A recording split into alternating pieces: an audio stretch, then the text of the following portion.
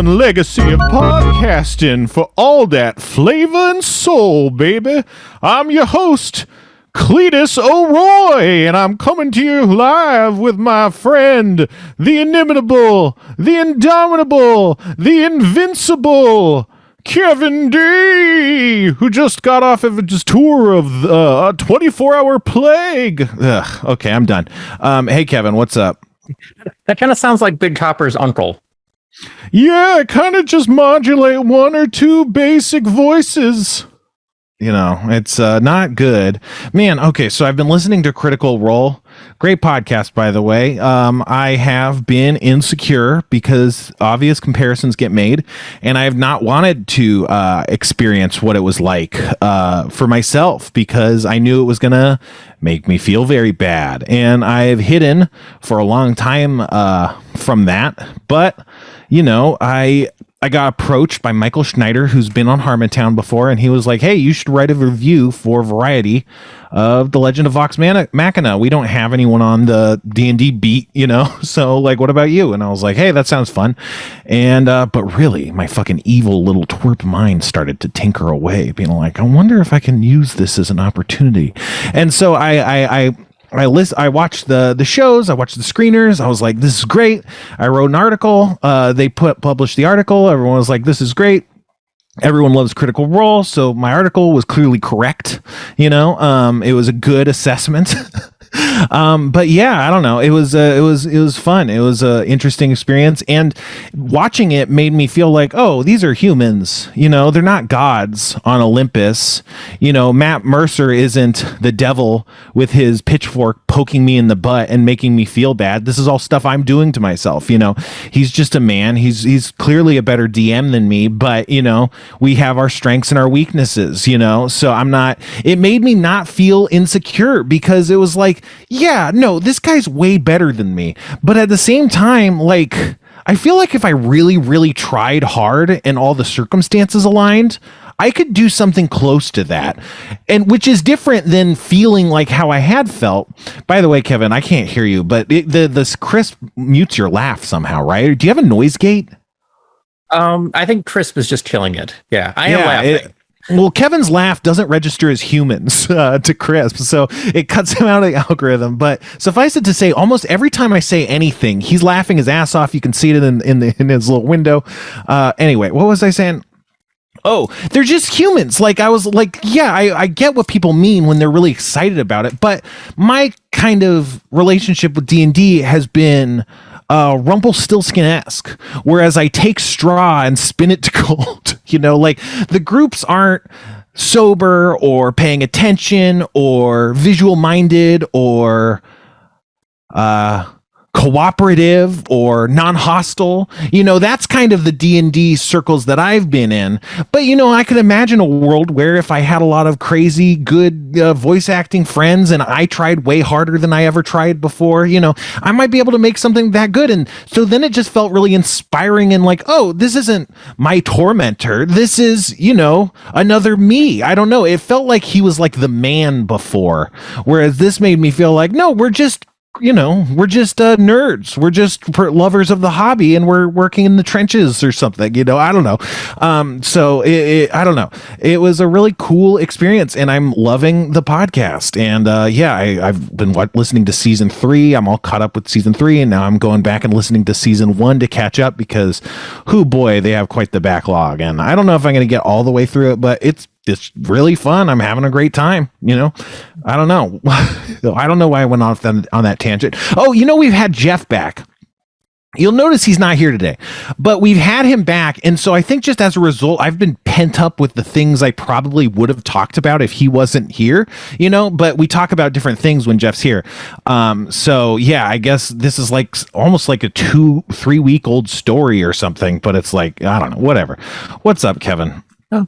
Do you feel like you have a little bit of like imposter syndrome or something like that, where just like, to me, I see you as arguably one of the most famous, well-known dungeon masters in the world. You know, I cannot think of many, you know, people other than the Critical Role guys and maybe a couple others that, you know, are famous DMs. I'm nervous playing the game with you, and to hear you describe yourself as like this kind of imposter, do you not see yourself as on that same level? No, definitely not. I mean, I know that I am in the sphere of publicly known people, but I mean, you can just, I don't know, D&D is more popular than it's ever been. It's more popular, a topic on social media. There's D&D enclaves and RPG enclaves in social media now, on TikTok, there's D&D talk, and, there's YouTube kind of videos and YouTube kind of enclaves. It's all, there's all this D&D content out there. And if you look at what those people are talking about, I'm not the guy. Like right now, or maybe not right now, but recently, like today, the Mercer effect was trending on Twitter. Which is interesting. I guess I'll get on that in a bit. But Mercer effect refers to Matt Mercer, and people are talking about it. And I would think I'm probably up in the top 2, 3, 4. Or I used to be, like, arrogantly would think, and maybe in the past it was more like that, but people always talk about Brendan Lee Mulligan. I don't know who that is. You want to look that up, who Brendan Lee Mulligan is? And there's another name. There's like other names that get tossed out before mine, and I don't know who they are. But, when people are thinking about D&D figures, they're thinking about Matt Mercer, Brendan Lee Mulligan, who, no offense to him, I just don't know who that is. So Brendan, he's the guy from College Humor that plays the role. Is it Dimension 20? Yes. Yeah. Yeah. I know him from he's College really Humor. Good. Yeah. Okay. Dimension 20, Brandon Lee Mulligan. Yeah, Dimension 20 is another one that I haven't checked out because I was certain it would make me feel bad about myself. So yeah, he seems to be more on my level too, where he's maybe a bit more comedic and fun based in a lot of his content. But I think he probably does it way better than me. Anyway, but watching the Critical Role and stuff has made me think, oh, well, maybe I could just watch any of it and not feel super terrible anymore about it. I don't know. Anyway, what I'm trying to say is don't be mean to Critical Role anymore. So even if you're trying to like make me feel bad or better about myself, because now that I've seen them for what they are, they're just awesome people, and I don't want to hear myself compared to them in an insulting way. It's like that's mean now. It's I don't know. It's like a shot at someone whose work I appreciate. Anyway. Imposter syndrome you were asking about. I am an imposter. That's the thing. So imagine a world where an imposter was highly skilled, right? And an imposter snuck his way into a business for which he was competent and, he was up for the job, right? You'd expect an imposter in that circumstance to have to grapple with the fact that, I definitely snuck my way in a cheaty way that has nothing to do with my resume, so to speak. But at the same time, now that I'm here being this secret imposter in this job, I can admit I'm doing an okay job. I respect the work I've done. I think that that's more my situation. I can't divorce myself from the fact that I got picked out of the crowd by Dan. He was a white guy. I was a white guy. There's a lot of nepotism and plutocracy and stuff that goes into a lot of, personal relationships happening and then forming into business relationships and stuff. And I'm not ever going to deny that or pretend that's not what happened, because part of my worldview on celebrity and fame and opportunity is that, your talent is a huge part of it, but the talent is just a separate dimension than this random opportunity, system that we live in that, turns out good and bad results like lottery tickets or something, So that's part of it. It's always going to be part of it, and it's separate from talent. But I also feel like I do, or I've gotten talent, who knows where I was at the beginning, but at this point, I feel like I've gotten some stuff. I don't know.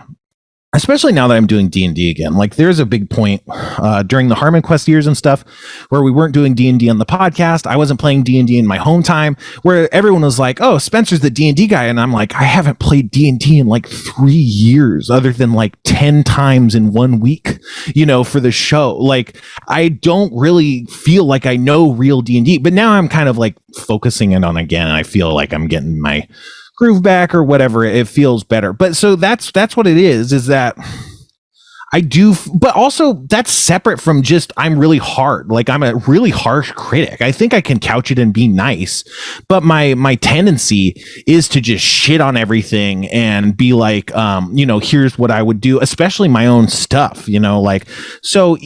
I don't know. I've talked about this before, but I also think I'm just more negative or pessimistic. Whereas, it's a glass half full sort of thing where, we're looking at the same glass, but I'm like, look at that piece of shit glass, half full ass motherfucker piece of shit.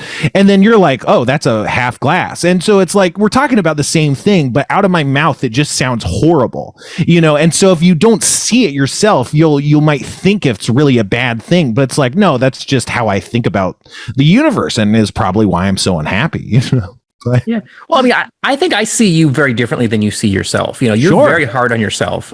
And I honestly feel like you're one of the nicest people I know. I have seen you devote more time to making fans happy than probably anybody in the industry I've ever seen. Mm-hmm. I think you're an amazingly talented DM. You've been personally just nice to me. I mean, you came and picked me up from the airport one day. Yeah. Well, that's the thing is I like helping. Like I like feeling useful. I feel like, I don't know, like I want to spend my time, helping when I can and not causing problems when I can't help, I don't know. But I think a lot of that's just, Christian programming more than anything else. But, I think there's like I'm really negative on Christianity now, but it's not like there's no positive aspects to it. I just think they get heavily outweighed by all the negatives. But, like I do like my sense of morality. I think it can cause me to beat myself up and has like a result, it has a part in like my anxiety and self-hatred for sure. But at the same time, I'd rather people behaved like me in the world more than they didn't, because I hate the people that don't behave like me in the world. It sucks. It sucks to encounter all these people that just don't care or don't pay attention or, pull out of spots without looking, it can be, yeah. Yeah, no, I think you have a weird strength in being able to call people out for being unfair, mm-hmm. Or letting other people down or things like that, which I think is something I wish more people did. I tend to just let it go when I think sometimes the awful people in the world need to hear that they're being awful. Yeah, but and that's it could be a strength and a weakness, like your greatest weakness is your greatest strength pushed too far or something. Like, yeah, I see flaws in everything, like everything I do, everything everyone does, and they really affect me. I can't just let things go, which it's very mentally healthy to be able to let things go. It's bad to cut someone off in a parking lot and be still thinking about it a month and a half later or whatever the fuck, however long it's been. Like that can take a toll on you. But it can also it can also mean that I learn from my mistakes at a faster rate than other people. Maybe, I don't know. So it's like it's a mixed bag for sure. I'd rather be how I am than another way, but at the same time, like I'm always like, ugh. I wish I could be anyone else. Like I wish I could have anyone else's brain, because it's a real problem. And it's not like, I don't know. I feel like I used to think it's like, oh, I'm so smart that this is the side effect. But now it's just like, no, I'm just like anxious, and these anxious thoughts can manifest in creative, helpful ways, and they can manifest in negative ways. But it really doesn't, I could be stupid and have these same anxieties. They'd just be stupider versions of them. It would still be the same fundamental shape and idea, just, a slightly different presentation. I don't know. But yeah, I don't know, but Critical Role's got me really just excited about trying to do a lot of D&D stuff, like I always thought like, oh, we could collect Harmon Quest and Harmontown D&D stuff into like a book or something, and they've done that. So I don't know, but now that I'm just trying to go charge forward more D&D stuff, it's like, yeah, maybe I can actually, do the Harmon Quest world book or something. I don't know. Or just, piecemeal make little chapters and release them on Patreon. I don't know. That's definitely something I wanted to do, is go back and talk about the Harmontown D&D and ideas I have and how the things changed over time. If I could remember all of my notes, try and, just watch the stuff and see like, oh, can I remember this or that? Here's an interesting thing. In Harmon Quest season 2, there was supposed to be, there's this puzzle. It's this classic like puzzle, where you have like a fox and a duck or a chicken, and then like a sack of grain, and you can only carry one on the boat, and you got to get them all across the boat, across the river on the boat without them eating each other. I had like an idea of that for one episode that just got completely thrown out for time, but it was like they came to this acid swamp in like the nether realm or whatever, and they could only get across the boat with this one, or they can only get across the acid with this one metal boat, and then there was this magical lantern that animated everyone's shadows and made the shadows like try to attack each other. So it was like a weird version of that puzzle where they had to figure out which shadows wouldn't attack each other, and then it's like there's so much stuff like that all over the things, and it's just what do I have written down that I can remember, what can I pull from my memories and stuff, but some of that stuff might be a fun one shot or a module, I don't know, it could be whatever. Whatever. It's just, this is where my mind is at lately, so this is what I've been talking about. You got a life update? Nothing has happened. Absolutely nothing has happened this week. It has. I'm so sorry. Yeah. I don't think it's been a very quiet week here either. Yeah. I've just been, I don't know. Whatever. I've just been trying to keep busy, but I'm being more distracted. I was like really focused for a month and a half or something, and now my focus is waning. I gotta get back into the groove or something. Who knows? I've been going to the dentist. I don't think I talked about the dentist. Right now I have an acrylic crown. Tomorrow they're going to ideally put the real crown in. So they've been doing a bunch of stuff. I had like a really bad infected tooth, I guess, that had to be like this crazy root canal. Man, root canals are weird. Dentists are weird. And I don't know. When I go to the dentist, I'm always super interested. And like, I want the dentist to like tell me everything that's going on, because it's like interesting science that I want to understand. And, but depending on the dentist, they usually are trying to focus because they're working very delicately inside your mouth while you're on anesthetic. So it's like a timer you're on. I don't know. I guess there's not much of a timer factor because they'll take less than like 3 hours. But anyway, they got all these devices and things, and they got to suction your spit out. I don't know. So I guess they just got a lot going on. So I was just bummed because he wasn't explaining what was going on. I just saw all these things happening and have no clue where we were in the process and stuff. But there's a point where they had these little needles that they would stab into presumably the hole they drilled in my tooth. I don't know. And then they would pull it out, and then they'd throw it away, and then they'd do it again with more needles. And I was like, what the fuck are those things? And I eventually wrote on my phone, like, what are those? When they had a break, and I held it up, and they're like, oh, those are files. They're like these little files that I guess they scrape out the rot or something.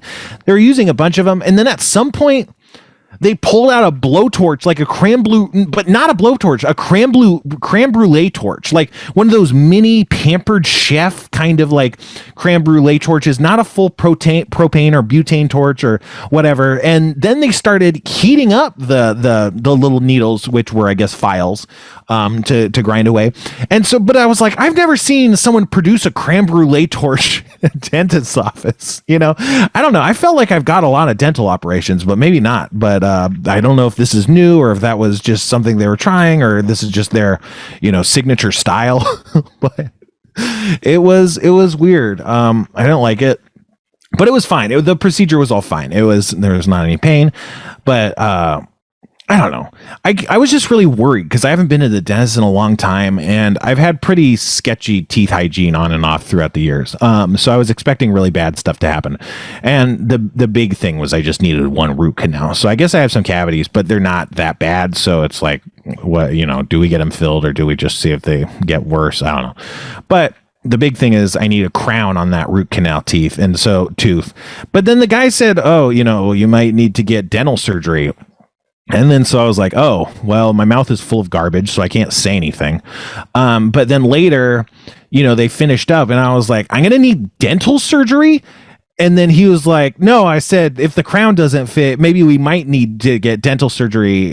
You should stop jumping to conclusions. And I'm like, you can't just like casually throw in dental surgery like in the middle of a combination where there's drills and shit going on, and then just like be all like, oh, why are you being so weird? It's like, I didn't fucking I'm not the one that said it. Like, don't incept this into me and then gaslight me about it. But So yeah, I hope I don't got to get jaw surgery, because if you've seen the swelling that happens from jaw surgery, it's really embarrassing, frankly. And I want no part of that. I look terrible enough already, you know? So, but yeah. I have a complicated relationship with this. I have this very, very rare allergy to the preservative that they use in almost every dental anesthetic. Wow. So there are two choices that they can give me that I'm not allergic to, and they both only last about 3 minutes each. And the more they give you, the more likely you are to just spontaneously vomit, which is really bad when you've got open sores in your mouth and they're doing things to just randomly vomit. So it's kind of a race to see if they can get things done in time before they've given me too much of the anesthetic. And then I either have to choose to leave it half finished, you know, and then come back the next day with half finished dental work, or finish with no anesthetic whatsoever, which is usually what I end up choosing, which makes me not want to go back to the dentist, because that's really painful. Yeah. Are you good at flossing and shit? No. Yeah. And I'm not good with pain either. So it's all very stressful for me, but yeah, no, that's a nightmare. Not being able to access, you know, typical anesthetic. I'm not allergic, but I have a bad reaction to Vicodin, and that's usually one of the big ones. Like if it's not ibuprofen, usually the next step up's like Vicodin before they go with something else. And a lot of times, I think sometimes Vicodin's called something else that I don't recognize. So sometimes they'll prescribe it and I won't realize that it's Vicodin until it's too late. And it's like, well, fuck. Well, now I just don't have I have worthless painkillers that I can't take, because if I take them, they don't get rid of the pain. They don't, you know, relieve pain, and they cause me to vomit. So they're like vomit pills, and then I feel gross and sick all day, and then I'm in a lot of pain. So so that's happened a few times, but I don't mind the dentist in general. There is pain at the dentist, but the anesthetic, I say, generally works. I've never had so much pain where I was like, oh, I don't like this anymore. You know, there's bad outings, but sometimes when you give blood, or not give blood, sometimes when they draw blood, I've never given blood because I don't trust the fucking vampires at the blood banks. But that's another story. But you know, sometimes it hurts and most of the time it doesn't. So I feel like it's just kind of like that sort of situation for me. But like I said, I've had very precedented, you know, dental work. Oh man, what's the worst thing I've had at the dentist was when I was a kid. They hopped me up on painkillers and laughing gas and stuff, and then they had to like pull a tooth. And then the guy just had a straight up pliers or whatever, and then he just hit it on my tooth. And then he's just like, I don't know. In my mind, I feel like he had his legs on my dental chair, like he was like bent over my mouth, you know, to get the full leverage from his legs. But I'm sure that's not what happened. But he was really bent over me and just being very forceful because my head was being jerked, you know, back and forth. And I remember that, and I was high as balls at the time, you know, so I was like, this is fucking crazy. I'm glad this doesn't hurt because this is undeniably a very violent act that's taking place. You know, my head is being wrenched side to side by a man with pliers on a tooth, you know. But yeah, but even that, like I said, wasn't that bad because it didn't hurt or anything. It was just very bizarre. What's the most bizarre sort of like dental experience that you've had? I'm sure you've had worse when you have that. I have a great one. So, you know, there are very few dentists who even want to work on me because they're afraid I'm going to die from my allergy if they give me the wrong thing. So I don't have a lot of dentists that even want to talk to me. So the previous one that I had, I went in there to get a wisdom tooth removed. And he comes in like half an hour late. I was his first appointment. I was like half an hour late. And he's all pissed off and like kind of like slamming my head back. And, you know, when he gave me the injection, he just like jammed it in. And so his assistant, who was standing there next to him, was like, hey, is everything okay? And he's like, no. He had just that morning before he came to work, forgot something, had to go back home to grab, I forgot what it was, and caught his wife with his best friend in bed. Yeah. And then decided to come to work and do dental work on me. Yeah, he's got to take it out on someone. And it was me. Yeah. So I grinned and bared it for as long as I could, and then finally just said, hey, I got to go. And got up and found another dentist that the same day that could see me to finish what he started, because I was bleeding. I was sore. I kept telling him the anesthetic wore off and he wasn't listening. So yeah, that was my worst dental experience. Yeah. Yeah. That's really bad. But I don't know. It just sucks that the dentist talked to you and you can't fucking talk. And it's like, at the very least, you should, the way you talk to me should at least hint at the idea that you've considered that you've considered that communication is a problem that needs to be solved. I don't want you to have the perfect solution necessarily, but like at least indicate that you've given any thought at all, like to that concept. Like if it's just going to be, oh, he'll just be silent the whole time. I don't think that's a functional solution. I think there's times where you need to talk to your medical practitioner or whatever during circumstances. I don't know. Maybe that's entitled. I feel like some dentists deliberately ask you questions that are way too complicated to answer with something shoved in your mouth. Yeah. I mean, even when they ask yes or no questions, I feel like I give a relatively affirmative sounding like, "Rah," or something. And it's like, and then they're like, what? It's like, you asked the question. Why do you not have, like, if you're not going to take your hands out of my mouth, at least don't insult me by going like, oh, I don't understand anything this weird guy is saying. Like, he's talking like someone has his hands in his mouth. Like, I don't know. It's just so weird. I don't know. Okay, so we have some food and drinks, but first we gotta talk. What was the show before this? So it was the Abed Kazoo show. Okay, so how did that work? What went down? So Callie wasn't able to do her show, and so she normally in that situation lets Abed just have free reign of whatever he wants to do for an hour. Quick point of fact: unable, not true. Unwilling, sure. Okay. Either way, when I have inside information to these kind of situations, I don't know if you're aware. I do not. I just knew that she was not doing the show this week. Yeah, that's what. Yeah. I always love when Abed takes over something because it's chaos, but it's a different kind of chaos every time. I never know what to expect from Abed. That's the thing. We had him on our podcast, and it was a different kind of train wreck than I expected. I was ready for, I would even say a variety of train wreck styles, but the kind that he delivered on that day was very unique, and I was not ready for that. But I think I eventually kind of judoed it into something. Anyway, that was continue. Both our worst and best show, I think, so far at the same time. I'm glad it happened, because the thing is, like, I don't know. It's like right now, it's not like I don't get insecure during the show, but it's like once we're doing it, it's like, well, it's not like I can just do a better job. Like it's just going to be as good as bad as it is until it's over. And then it's not my problem anymore. It'll just go up online and people will not comment on the Reddit post, Exactly. What were you saying though? So what was going down this week on Abed Kazoo? So this week, I don't even know how to explain what happened. So he had two guests planned, right? Who were the guests? So I don't know who the second one was. Okay. Because he didn't come. So sure. One of the guests was a little bit late. So Aaron Pierce fills in and came probably 10, 15 minutes into the show. And the second guest sent a text 5 minutes before the show that he was going to be 15 minutes more before he arrived. So he only had one guest, and they ate chips and made a game of it. Is pretty much that's really interesting. They did a show on Schraub Home Video where they ate chips and had fun with that. Yes, but it was more game show-ish in that. No, certainly they didn't do a better job of ours and put more effort into it than what we do. That would be insane. I'm feeling that right now. Yes. Do we have access to the spin wheel that Abed had?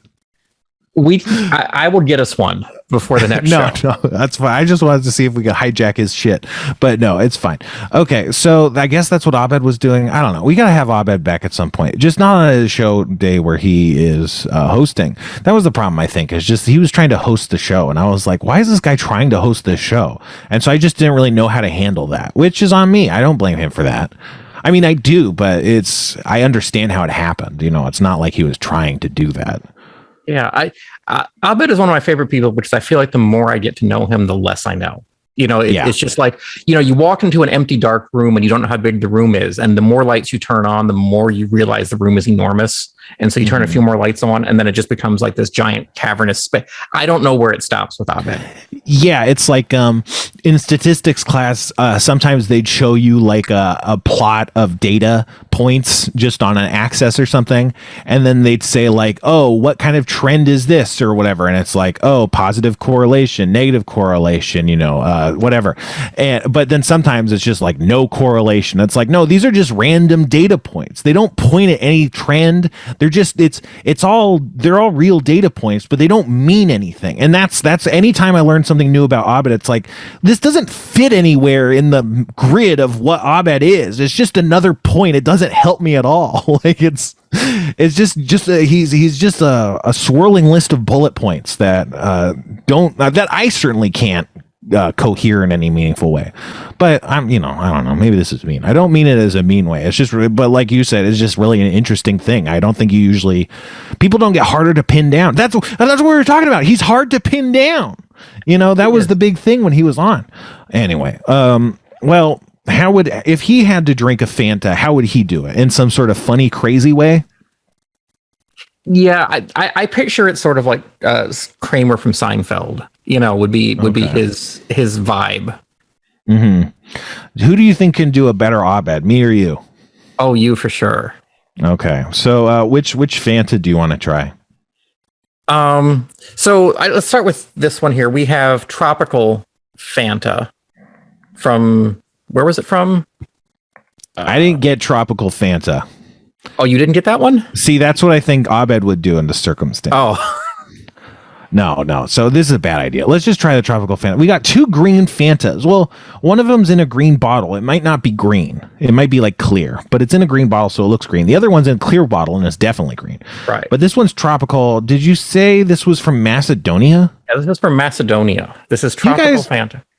You can see the chat, right? The Schraub Home video chat. I can only see the very cool Discord chat from my Patreon Discord, where everyone's being really cool and awesome. So yes. I just want the chat. Tell us what is Macedonia to you? I could look up Macedonia, but when you think of Macedonia, what do you think of? Does it even still exist? It seems like, it feels like a fallen kingdom or like a fallen empire of some sort, right? I feel like I don't really hear anything about Macedonia. Like, yeah, it just does not register on my radar in any way whatsoever. Yeah, I guess when I think of a Macedonian person, I'm thinking kind of like a Middle East kind of type person. But I don't know. If it was like a South American person, I would be like, yeah, okay. I have no idea. Okay, this is the segment where we just brag about the fact that we don't know anything about the world. This is a classic American bit. Anyway, so Macedonian Fanta, Tropical Fanta. I'm gonna try it. Okay. It's got an orange cap. So while Spencer's trying this, these again come to us from the great people at the Exotic Soda Company, exoticsodaco.com. You can use promo code That Happens for 15% off. They're not paying us for anything. They just gave us a ton of stuff that they gave us all the soda for free. It's delicious soda. It's not soda that you'd ever think of to order yourself. So if I'd say just try and grab a bunch of stuff and have a fun time, sipping down. That's what me and Kevin have been doing, and it's a podcast apparently to do that. But yeah, so I did drink some. It is very tropical. I would say it has kind of like a guava, pineapple, maybe mango kind of flavor, but definitely all those flavors that we code as tropical flavors, right? Not berry or anything. Yeah, it's like a tropical squirt kind of is the way I would describe it. Yeah, it to me tastes a lot like, didn't we have mango soda, like a mango Fanta recently? To me, it tastes a lot like that mango Fanta, maybe guava. I think I can get some guava, but yeah, just a lot of these tropical kind of fruit flavory kind of. This is actually really good. Yeah, I think I might take this over like a pineapple flavored Fanta or Sunkist or whatever, or Crush. Like, there's a bunch of fruity soda slots at your 7-Eleven, and if this was one of them, I think I would go for it for sure. It's what color is this? I kind of want to pour this on something white. Hold on. I'm going to do it. This is science. We're doing live science. You know what? Oh, so it's just clear. Yeah. Maybe it's a bit yellow, but I think it's clear. When I was a kid, I wanted to be a scientist because when I was a kid, I thought that Bill Nye was a scientist. I thought that Bill Nye was a prototypical scientist. You know, one day he's working on skeletons and learning about skeletons. The next day he's doing chemical engineering. And the next day he's like an astronomer. I thought you just did science. Like, and then I learned that like, no, you have to, there's basically not a scientist. There's like a researcher. There's like an engineer, but there's not even like, you know, there's like a developer or something, but there's not like a scientist, you know, like all of these people are scientists, but like there's not just this, you don't, there's not this final scientist boss, you know, at the end of the chain of science. And so when I found that out and was like, I'm gonna have to be a fucking liquid chemical engineer or something, I was like, no, I'm not going to specialize that much. I want to learn about biology and, you know, metal and stuff. And so I was like, okay, I guess I'm not going to do science. But that's the kind of science that I want to be. And that's the kind of scientist I can be with this napkin and looking at the actual flavor of this Fanta, you know. So it turns out it's not green at all. It's just white. It's kind of like you said, it's like squirt color. Yeah. It's a fucking good, dude. And you know what I'll say? The carbonation, I like that it's light. It's a light carbonation with this fruitiness is like this. It's this very nice kind of cordially kind of fruit juice flavor more than anything else, which is nice. It doesn't have like much of a bite to it or anything. Yeah. I mean, it's unusual to us. Again, I think we've mentioned this before that, you know, we're used to things being a little bit more carbonated, but it's a nice change, I think. Mm-hmm.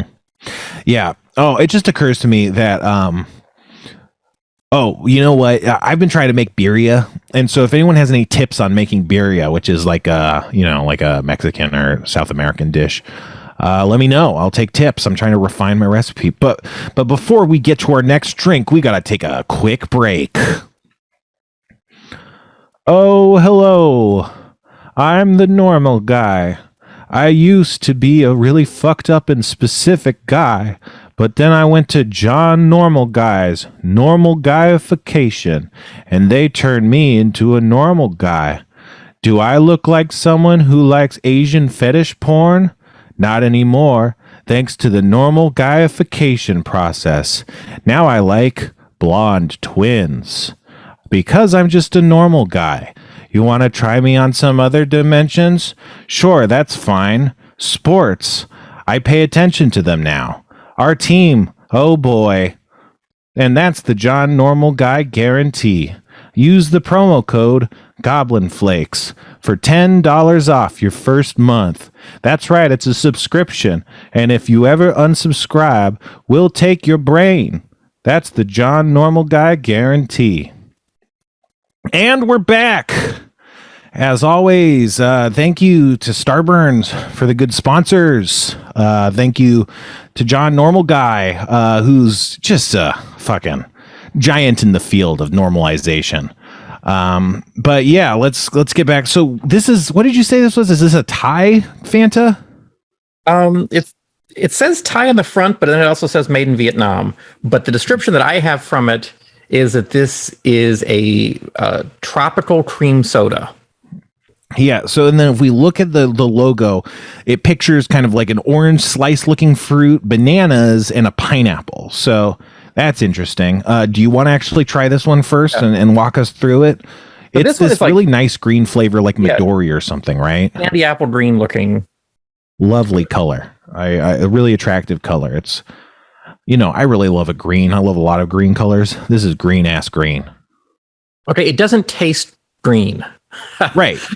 I don't know how to explain. It tastes like cream soda. It probably tastes orange, right? Oh, okay. With a little bit of fruit aftertaste to it. It's not at all what I was expecting. Yeah, you know what it tastes like? Did you ever have those Dum Dum lollipops that... Yes.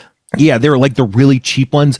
They had this one that I think was called cream soda flavored, and you'd see like it was like different fruits that I think were mostly inked in green. It was like a green designed wrapper, and it was I think called cream soda, but it like you'd see a banana and cherries. They'd just be a green banana and green cherries to go with the label. And this tastes almost exactly just like liquefied that stuff. It's very, very specific to me, like a sense memory.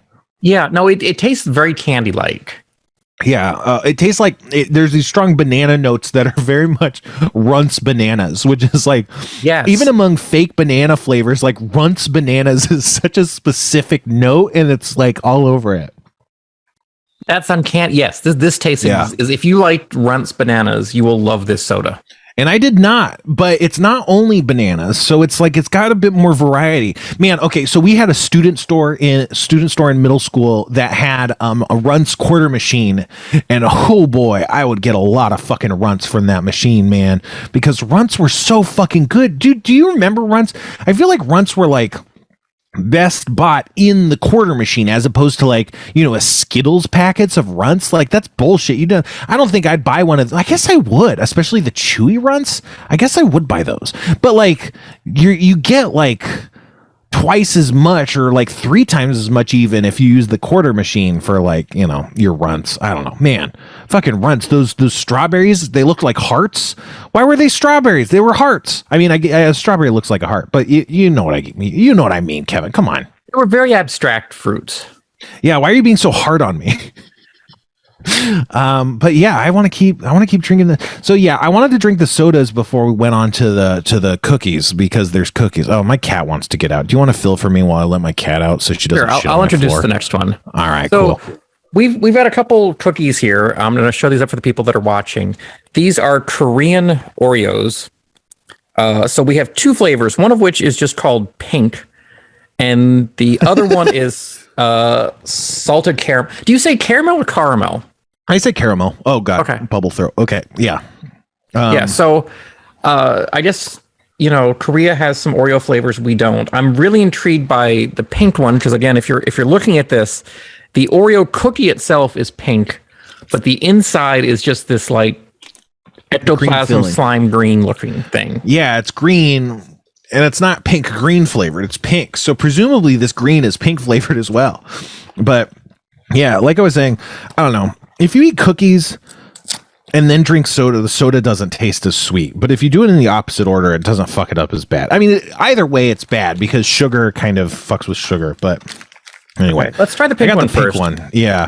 What's your prediction for what it tastes like? Like a fucking, I think it's gonna be like a vanilla, kind of like a rosy vanilla or something, maybe cherry or something, like a vanilla cherry, but I think it's like going to just be like more of like a floral vanilla is my immediate guess. What about you? I'm thinking strawberry, but yeah, I could be wrong here. Strawberry is probably the safe, like that's, yeah, strawberry seems like the kind of flavor that they would put into something like this. I'm smelling the color of pink, certainly. It just smells like a normal Oreo. It smells like a golden Oreo or something. It smells kind of like a brown sugar cookie or like a vanilla cookie more than like a chocolatey cookie. Yeah. Okay. Maybe I'm getting a little bit of sweetness. I don't know.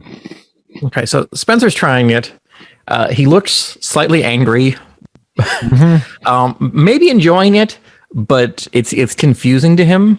It's very, very confusing to him. It tastes like they were supposed to put a flavor in. And then they didn't. Like it's got the sugar and the flour, but it's not like a baked flour. Like, you know, cookies. Well, I guess chocolate chip cookies, they have kind of like a caramelization kind of molassesy taste that they get from the brown sugar, which has molasses in it, you know, which is why they taste different than white cookies or, you know, sugar cookies.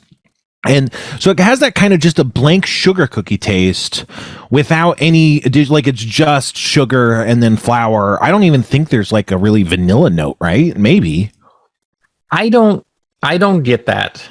Yeah, no, it tastes kind of like a store-bought cookie. You know, the cheap kind of ones with the frosting, but you can eat the part, like the edge without the frosting. It tastes kind of like that, where it's pretty bland because it's meant to be paired with like this frosting. That's kind of the vibe I'm getting from it. I don't want to eat more of these. So I just looked it up. This is supposed to be, it's called Oreo Sakura Matcha. Yeah.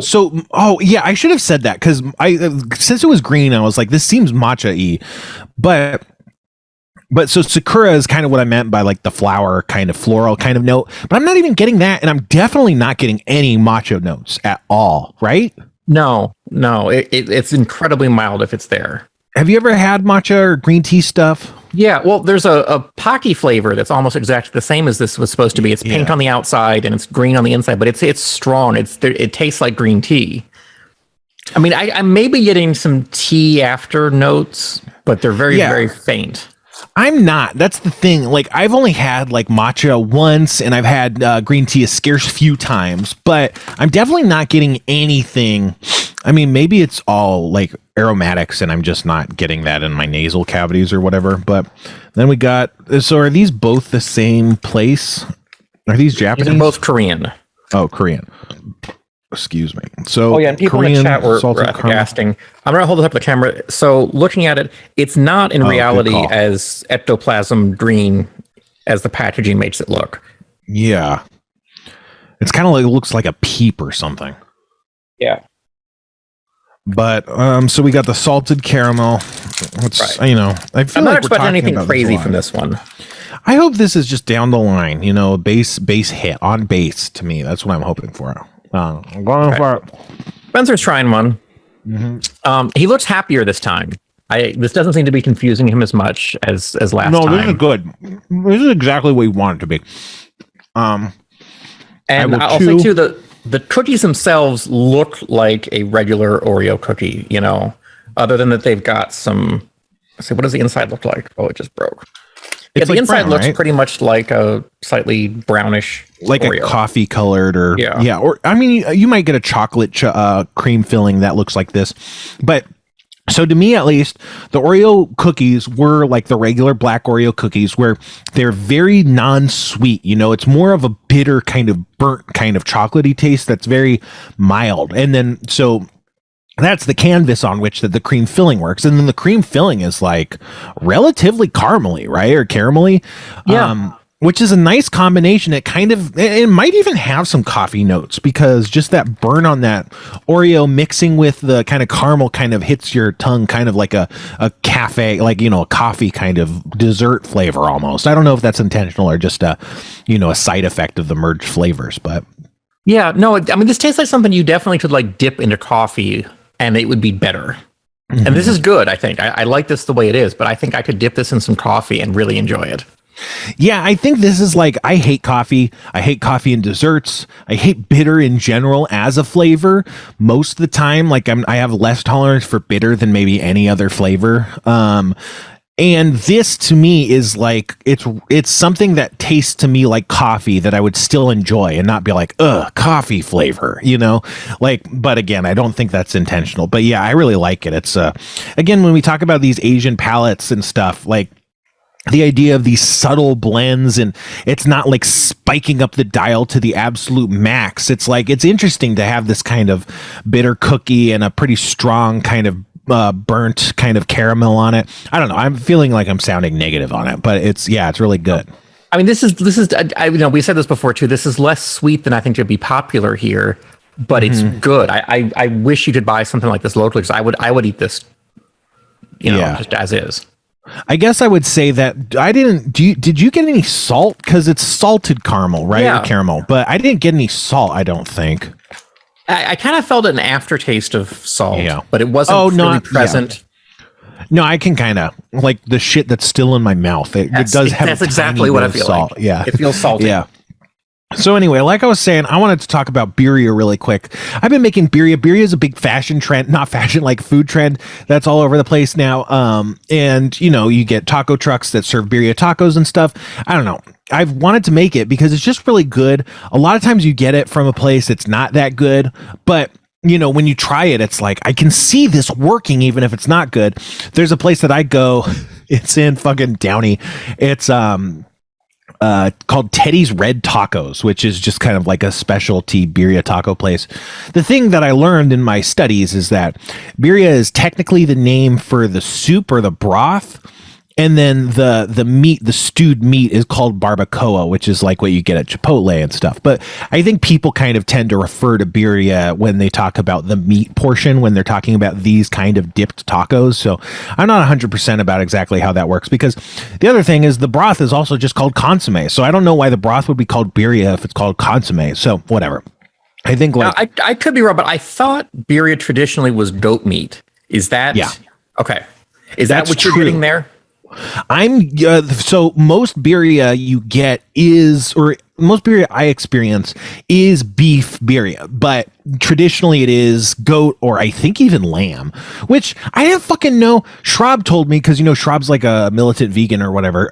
He said that lamb is baby goat, which I guess makes sense, but like I don't think when I hear lamb I don't think of veal, so I don't know. I just assumed it was like adult goat meat, and it's not. It's baby goat meat. It's lamb. I don't know. So I was like, oh, that's kind of a bummer, because it's not like I would object to eating veal or something, but I would generally stay away from veal just because it's like, I don't need that extra kick of flavor or whatever the fuck that bad. Like, how different is veal from? It's not like it's the same, but come on, what are we doing?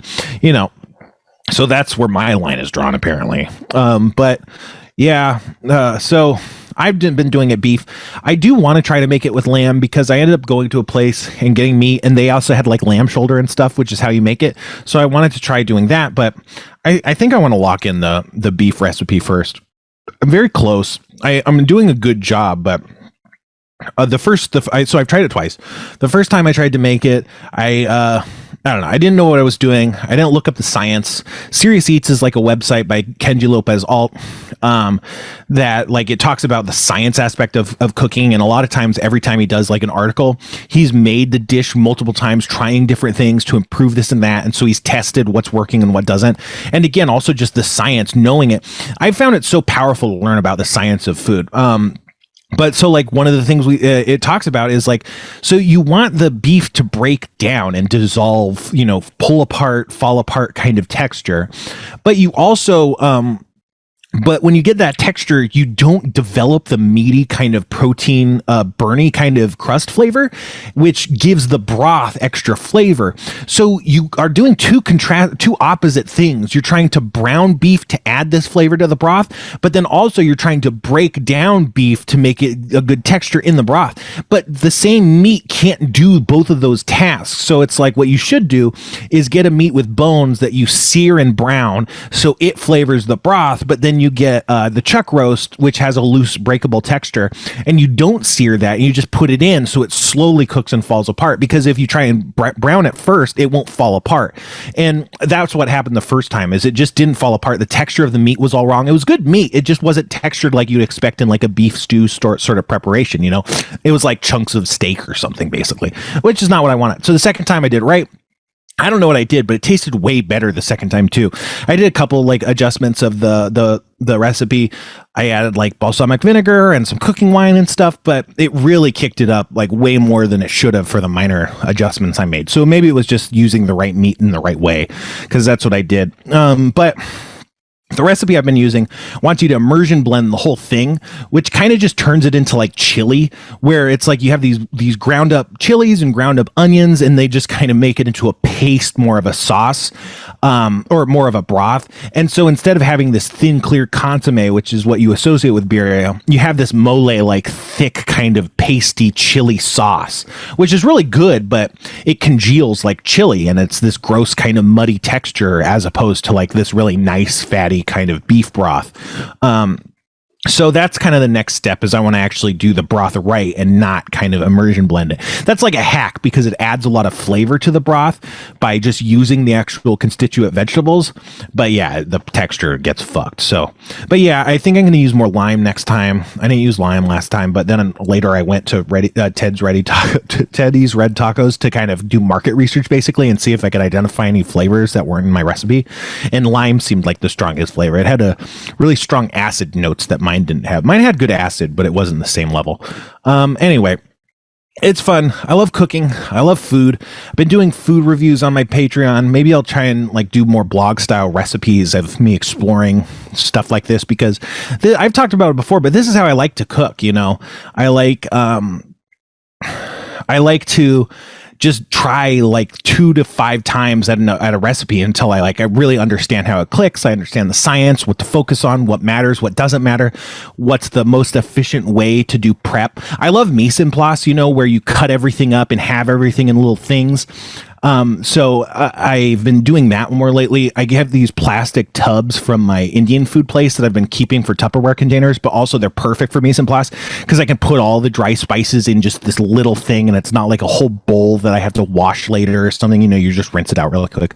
Anyway, so it's been a lot of fun. I fucking love cooking, man. Sometimes I think maybe I should try and move into food in some level. A lot of people are just like, hey, fuck it, I'm buying a food truck or something. I think that's too much work, but sometimes I think about, man, it would be cool to do food, because I definitely have a passion for food, probably stronger than my passion for D&D.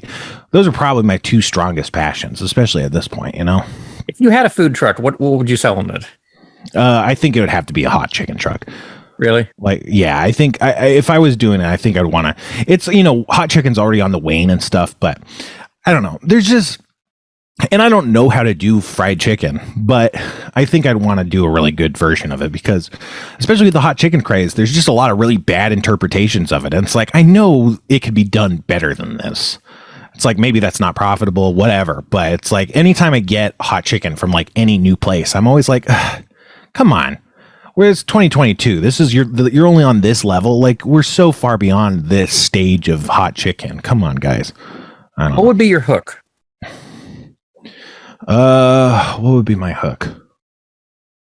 I don't think there would be a hook. Maybe sourdough bread. Oh, it's on sourdough bread. I don't know, but I don't think I'd have a strong hook. A lot of these places are pretty basic. Maybe I'd do elote. Elote is a fun kind of angle for hot chicken places. There's a place called Chicken and Chips that their kind of thing is they do Cheetos crusted stuff if you ask for it, which is very bad. A Cheetos crust probably could be done successfully, but it's not designed to be cooked, so you pretty much just burn the crumbs really quick, and it doesn't add a lot of spice or salt, and it's just not a very suitable coating. But they also do kind of a Cheeto topped elote, and that's pretty good, just because elote is fucking good, dude. Corn is just solid sugar, and then you put that in basically solid butter, and it's oh my god, this tastes good. Who would have thought? But it's so good. Oh, there's a place called Hot Chicos in Los Feliz, and they do this thing called cheese corn. I don't know what kind of cheese they use, but it's almost like cream corn that has cotija cheese in it or something mixed up. So it's this cheesy cream corn that also has sliced mushrooms in it, and it's just so fucking good. And they give you a bunch too. It's a huge serving. Man, I gotta go get that one of these days. I only had that twice in my life, and I think about it all the time. It's something I think about, that dish, that corn. Corn's fucking good, dude. You get any esquite or elote at where you live? Any good stuff? Not really. I mean, that's sort of my highlight to coming to LA, is that I'll go somewhere and get some good street corn from somewhere, because you just don't get that here. I mean, there are places that sell it, but it's not the same. There's no passion behind it. That's the thing. There's just a lot of places, even in LA, it's like this. There's just a lot of places without passion. Like that's the thing, is you eat the birria and it's this is so good, but I don't feel it doesn't feel nailed to me. And that's another thing that it's I feel like it would be easy to kind of nail your own elote. You can even just do it on a burner if you have a normal burner. I don't know. I mean, it wouldn't be as good, but it's something doable. You could probably easily do it at home. But we don't, but maybe we should be making our own birria. What if it's elote birria, it's kind of, I just saw brisket elote today on Instagram. It's this, they do a whole elote and then they top it with awesome fucking brisket. You could do something like that, I bet, an oxtail birria over elote. There we go. That's the truck. Fucking elote bowls. It's like rice bowls, but elote. I don't know. That would be amazing. Yeah. Can't believe someone has not done that already. Yeah, at KFC, they used to have those famous bowls, or they still do, I guess, with mashed potatoes. My friend blew my mind one day when he was like, you can ask them to put macaroni and cheese instead. And I did that. But the thing is, if they do that, you have to then tell them to go back and put gravy, because they won't think to put gravy because it's mashed potatoes, or it's not mashed potatoes anymore. But the gravy is a crucial component in making this concept work. But then they later introduced that as the menu option. They were like, hey, we got macaroni and cheese famous bowls now. And I was like, I know, that was my friend's idea. But man, corn and gravy. Oh boy, I'm getting hungry, man. I know. We need to eat on this show. Yeah, maybe we should get food delivered and just eat during the what if the show was more about food than it already was? But the thing is, I just love talking about food. I mean, I hope that's clear. Like, it's like, clearly I have a problem, but it's a lot of fun to talk about food. It just captures my imagination. I wanted to do a food podcast. I'm pretty sure I pitched Jeff a food podcast before, but I don't think he wanted to do it. Or maybe I didn't pitch it, but I had the thought and didn't pitch it because Jeff's a vegetarian, so maybe I was like, I don't want to. But could be a good idea. Dinner with Jeff, I don't know. That seems like more his style anyway. Some sort of elaborate dinner party, Speaking of Jeff, your Patreon has now passed Jeff's by 31 people. Yes, which brings us to our next point. It's time to invade Jeff Davis's Discord now that he's gone. We can plan on air finally. I don't know how. If anyone listening to this is a mod who can give me insane mod privileges on the Discord to just absolutely ruin everything, please contact me.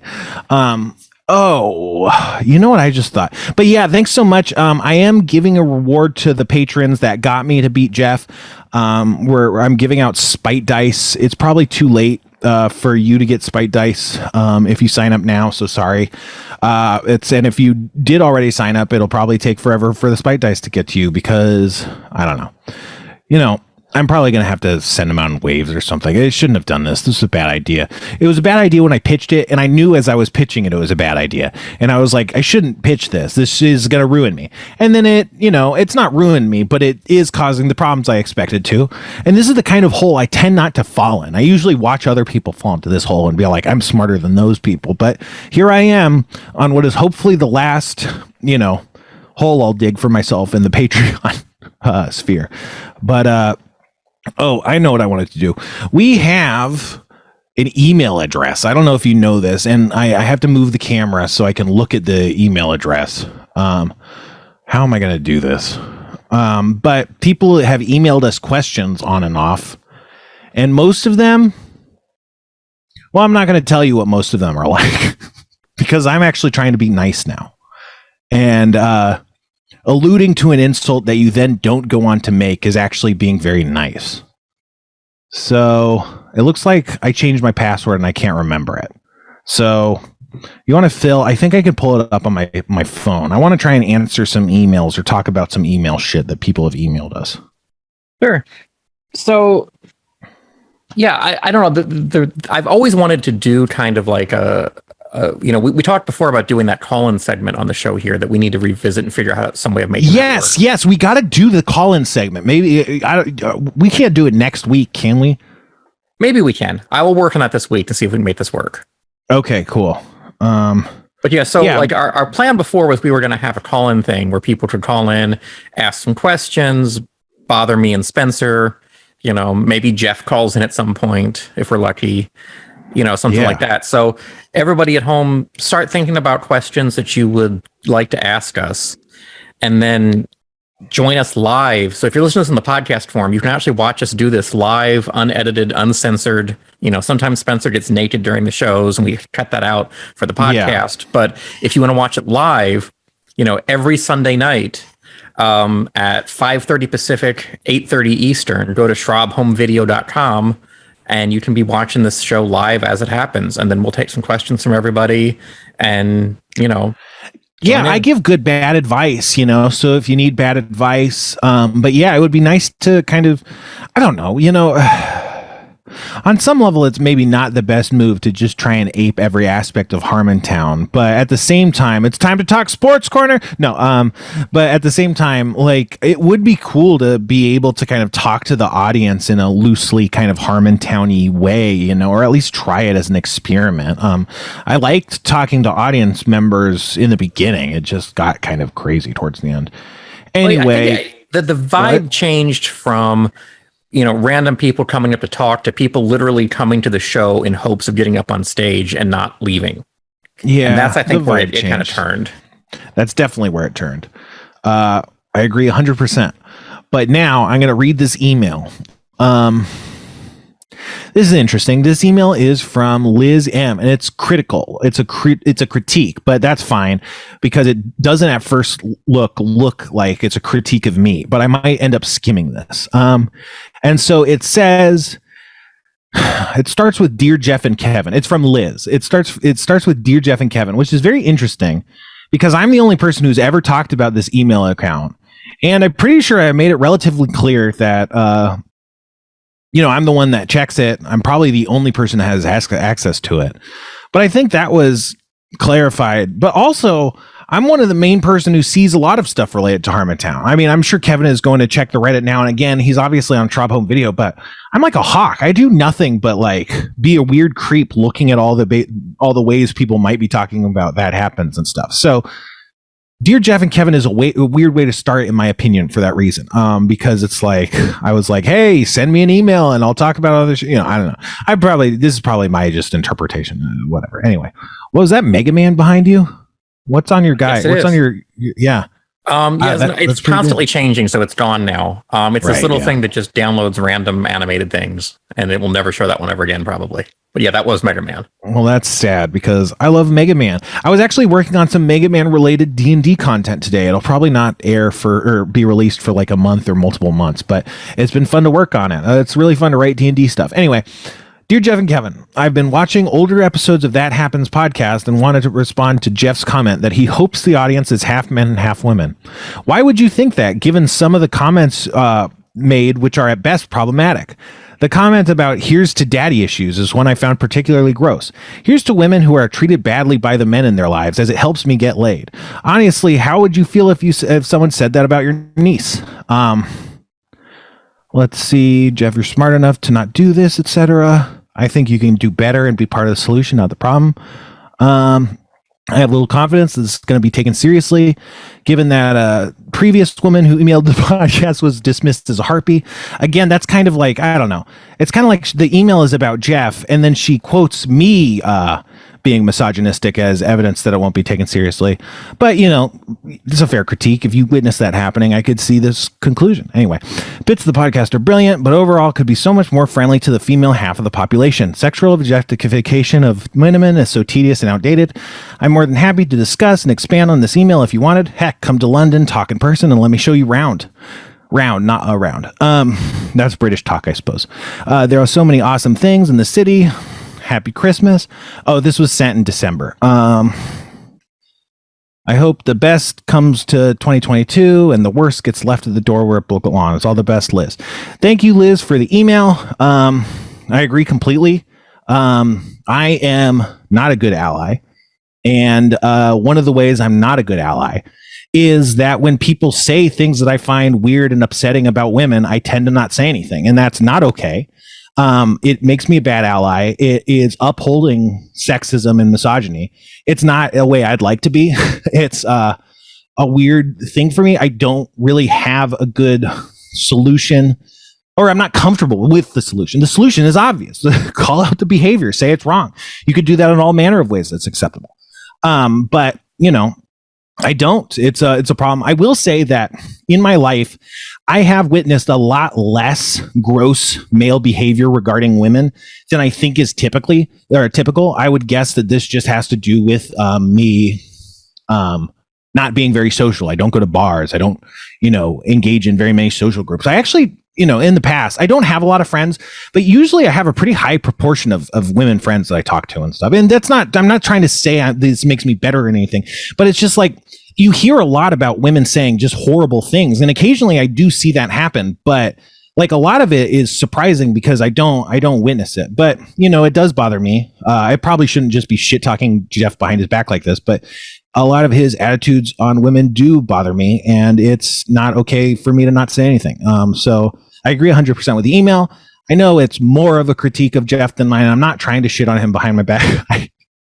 I probably should have vetted the email a bit more, but at the same time, it's like, I don't disagree. I think it should be fine to bring up critiques. I don't know if the person wanted me to read them on the podcast. necessarily, even though that is kind of what I said the email was for. But I don't think I said that was the only thing it was for. So I'm sorry if you if you got publicity from this that you don't want. Again, I 100% agree. I guess I could say is I'm sorry. I know that's not a good way to act, and I will try to be better in the future. I don't know. But yeah, it is because, like, I don't know.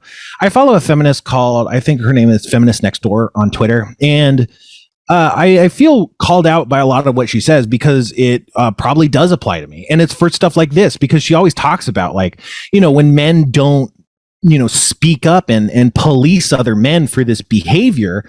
It's like that's kind of the only thing that can solve the problem. Women policing men's behavior will never have that same effect because they're like, yeah, but bitches, am I right? You can say that you're changed to women and then use that as an advantage to prey on more women.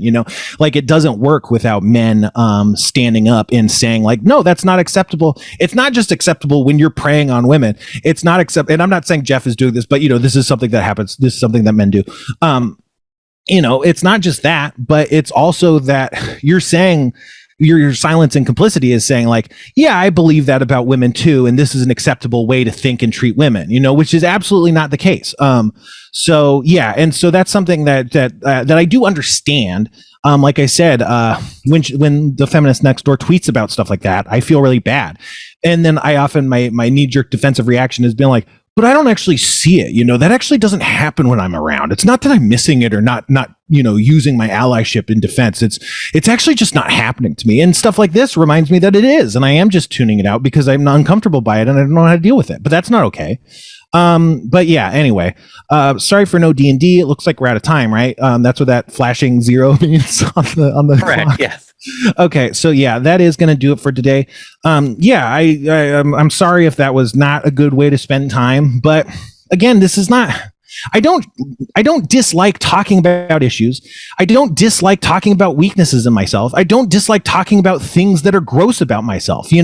I like talking about important issues that matter.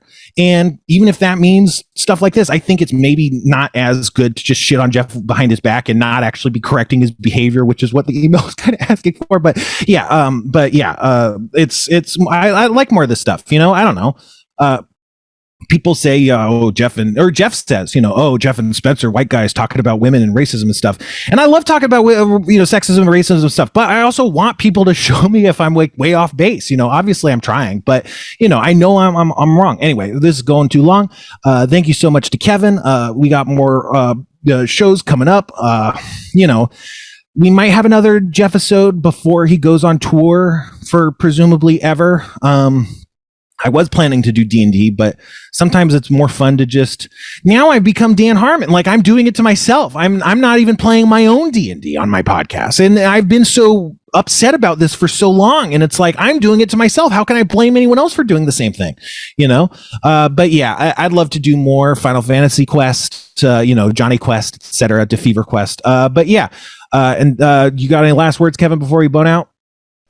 Join us every Sunday, ShrubHomeVideo.com. Watch this live, watch a bunch of other shows, watch Abed Go Crazy. We've got tons of shows, ShrubHomeVideo.com. Be there. Yeah, and I'm trying to start a new Twitch stream D&D game with the big dogs. If you go to twitch.tv/Frank Howley, you can check that out. Or if you Google Frank Howley, I don't know. If you don't know how to spell stuff, usually Googling what your attempt is will gin up the right answer. But yeah, on Tuesday night, we're going to try and start playing D&D. It's going to be a wacky campaign. Our characters are Wario Spawn, Jasmine Gambit, Hot Cheetos, and Kevin Hilt. So yeah, it's an interesting, weird Wario Spawn again. Wario plus Spawn. That's something you can get into. So yeah, check that out. Big Dogs Twitch. Check out my socials for more info on that. It's going to be crazy. Anyway, time to get out of here. And as always, 3 pills a day and 1 apple removes the pills from your body when you shit it out.